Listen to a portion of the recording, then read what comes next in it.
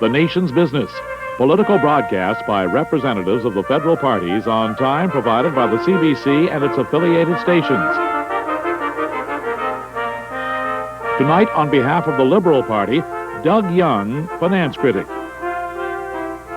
The budget presented to the Canadian people by the Minister of Finance Tuesday was an admission by the Mulroney government that they have failed miserably after 5 years of trying to manage the financial affairs of this country.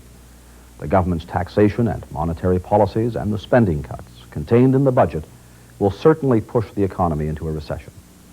In 5.5 years, the Conservative government has more than doubled the public debt from $170 billion to $351 billion. It's climbing by $4 million every hour. After 5.5 years, there is more public debt than was accumulated by every government and every Minister of Finance since Confederation.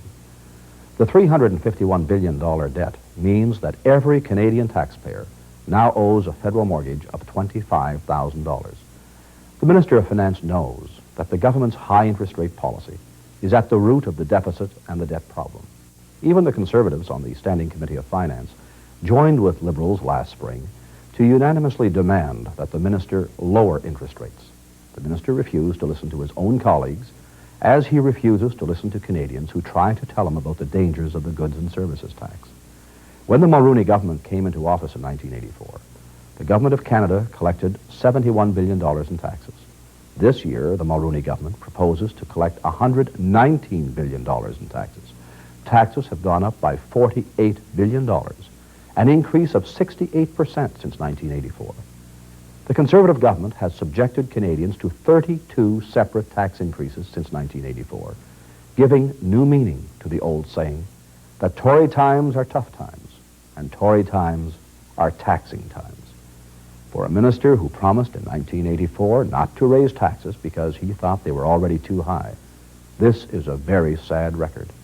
It's the kind of record on Conservative tax reform that leaves Canadians absolutely unconvinced when the minister tries to tell them that his goods and services tax will be good for them, that they will be better off.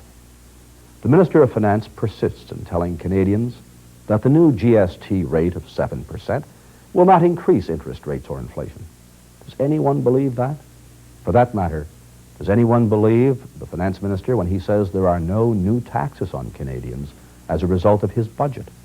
What about the taxes provinces, municipalities will have to increase or cut services?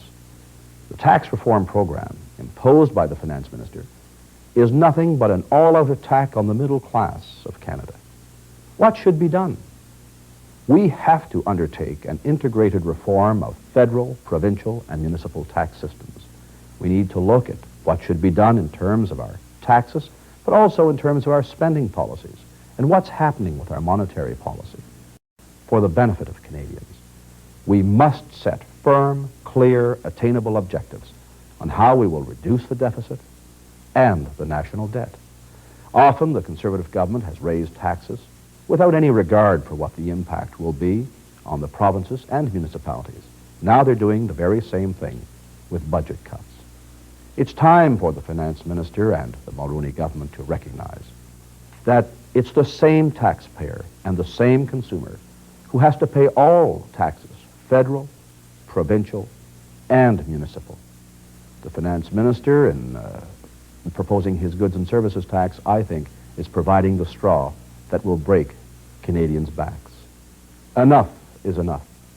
We in the Liberal Party undertake to fight this budget and the goods and services tax with your help as long and as hard as we can. Thank you, and good night. Doug Young, finance critic, speaking on behalf of the Liberal Party. This series of free-time political broadcasts is shared by the political parties. Next week on The Nation's Business, a program by the Progressive Conservative Party.